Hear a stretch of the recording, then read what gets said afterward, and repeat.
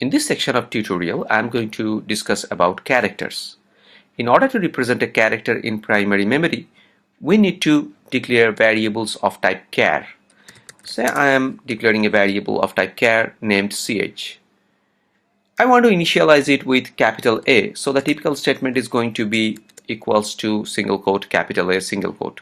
In order to represent a character constant, always we need to enclose it in single quotes. So now the character variable ch is holding capital A. Let me just print the content of ch into the console so that it is printing capital A. Character is %c and I am printing ch here. Format specifier for character type is %c that I have used here in order to print the content of ch.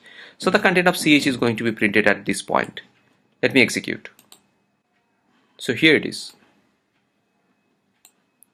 I want to take input from keyboard, so we can use scanf for that purpose. So printf enter a character. Scanf, I'm declaring another character variable here, character another. %c is the format specifier, then the address of the variable where we would like to keep it. So I am giving the address of another. Now I'm printing the content of another. You have typed %c another. Let me execute this. Okay, it is asking me to enter a character, input a character. I'm giving say q, and you can see that it really has taken q into the variable another. Okay, there is another function by which we can input a variable instead of this scanf. There is a function getChar that we can use for taking character from keyboard. So the syntax for getChar is this. You need to call the getChar function. getChar is going to take the value from the keyboard, the character from the keyboard. It's going to return the character and it's going to assign here in another variable. So you do not need to mention the format specifier for this time if you are using getChar. I'm executing it once more. So here it is asking for a character and it is standing here at getChar. Say I'm giving w right now, small w. So you can see that it is taken by getChar and assigned to another variable here. Okay, so that's how we can input, we can initialize, and we can display characters. Basically, characters are represented as integers in primary memory. Each and every character has a predefined, fixed, and standard value, typically called ASCII value. ASCII is the acronym for American Standard Code for Information Interchange, and this American National Standard Institute, or ANSI, worked on standardization of characters from early 70s, and they produced the first chart containing the standard values for the character sets. That chart was typically called the ASCII chart. So according to ASCII chart, the value for capital A is 65 and that of capital B is 66 and C is 67 and so on. The small letter a is actually assigned a value 97. So if I go on printing the character variable ch assigned with capital A using format specifier %d, then it's going to print the ASCII value instead of the character itself. So if I just go on printing ch using this %d, then instead of the character representation A, it's going to print the integer representation, the ASCII value for A. So I'm just printing both. So here for the first format specifier, where I have mentioned the format specifier for integer %d, the content of ch is going to be printed as integer. That means it's going to be the ASCII value, and here it's going to be the character itself. So let me just execute and show you that capital A is indeed having ASCII value 65. So here you can see that 65 minus A. Now if I declare an integer variable, say I, and if I initialize with 65, and then if I print it using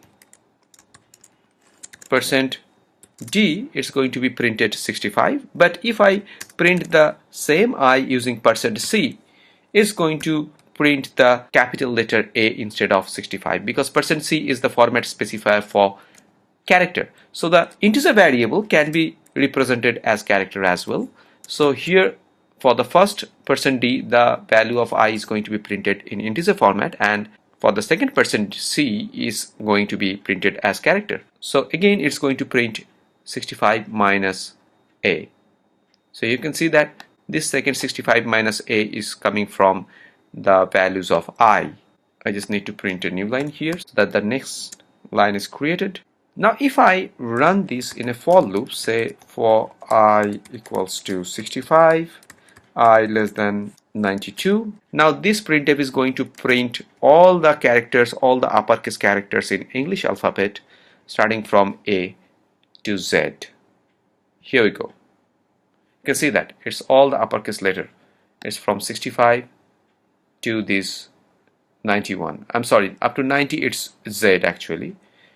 65 is A, so 90 is Z. And 91 is actually square bracket, the opening square bracket. So it's printed because I have written this up to 91, less than 92. So let me just make it less than 91. Here is another interesting fact about characters. The uppercase A is having ASCII value 65. The uppercase B is having ASCII value 66, and so on. The lowercase a is having ASCII value 97, and lowercase b is 98, and so on. Now you can see that the difference between the ASCII values of uppercase letter and its corresponding lowercase letter is always 32. The difference between capital A and small a is 32. The difference between capital B and small b is 32. And so it is for C, D, E, F, all the other characters. Now if we want to convert a uppercase letter to its corresponding lowercase letter, then adding 32 is the solution. If we have a variable that's containing capital A and we want to convert it to small letter a, then we just can add 32 to do that. Similarly, if I want to convert small or lowercase p to corresponding uppercase p, I will just subtract 32 from the lowercase letter to get the corresponding uppercase letter. So here's a program that actually deals with this particular property. I have taken a character value from keyboard in variable ch here with the scanf. Then I'm checking whether it is the uppercase letter or the lowercase letter. If it is uppercase letter, that means if this if is true, then it is uppercase letter. That means if the character variable is indeed greater than equals to capital A and less than equals to capital Z, then the ASCII value of the character variable gets compared with the character constant A and Z. And if it is uppercase letter, then 32 is added to convert it to corresponding lowercase letter.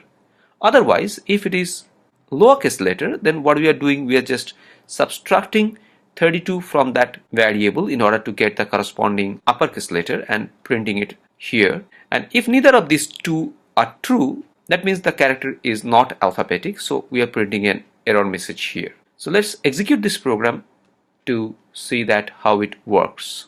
So I'm giving A and we can see that it's capital A. I'm running once more. I'm giving say Q, that's lowercase q, so it's going to print uppercase Q. Here it is printing uppercase Q. Again I'm running. So I'm giving some non-alphabetic characters, say 4, so it's saying that it's not alphabetic.